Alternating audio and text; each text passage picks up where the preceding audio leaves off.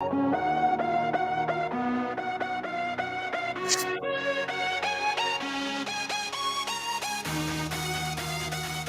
good evening, everybody.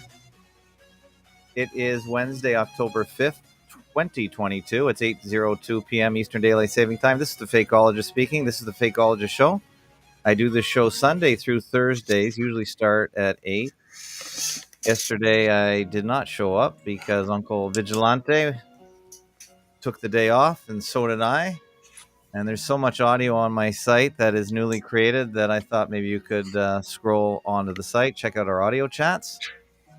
And the thing is, if I do a show every night, the problem with that is I don't have time to do any research or book any guests.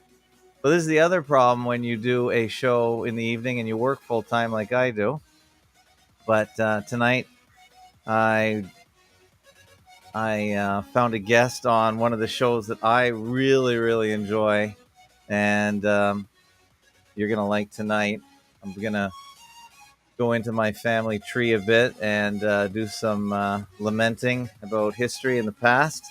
So without further ado, I think that's an Irish term. Without further ado, maybe it's English. I'm going to say hello to my special guest, Chris Fogarty. I believe he's from Chicago, Illinois. Hello, Chris. Hello, can you hear me? Oh, fantastic.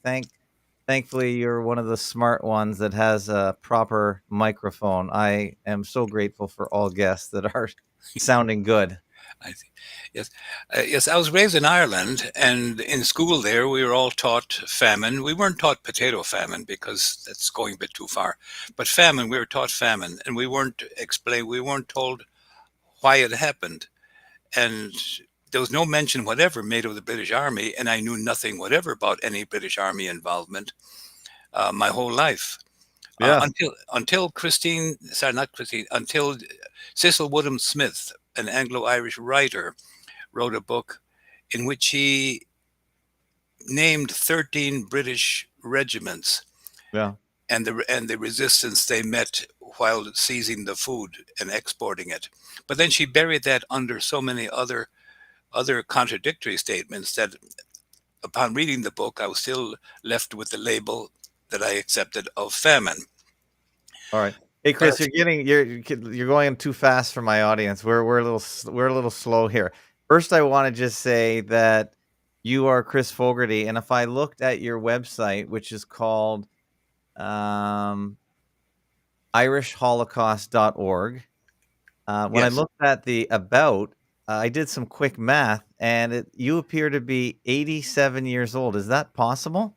Yes, I was 87 yesterday. Oh my goodness! Happy birthday! Because you are the oldest guest I've ever had on my podcast. So congratulations. Well, thank you. I My father was 10 and a half years older than me before he died. Wow, that's amazing. That's amazing. So hats off to you, sir. I saw you on the video with Matt Arrett of Canadian Patriot. I'm a huge fan of Matt. I think he's one of the smartest historical minds to ever come out of Canada. I've And learned to believe that too, yes.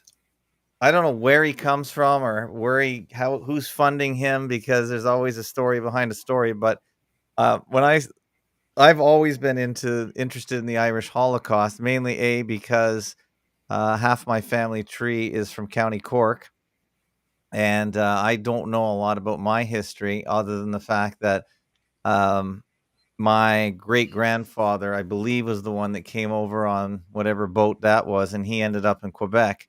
And when I heard you talking on Matt Arrett's show the other day, and by the way, I put that on my own video platform, Chris, called FacoTube, and already it's got over 6,000 views on FacoTube. I just put up yesterday.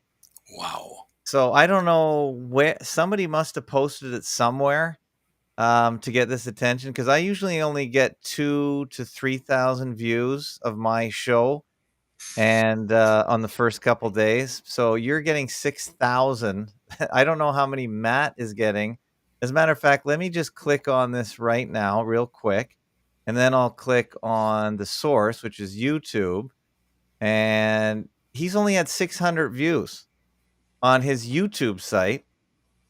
And by the way, I have to say goodbye to the YouTube audience tonight because just in case we say anything controversial, um, YouTubers are YouTube censors like crazy.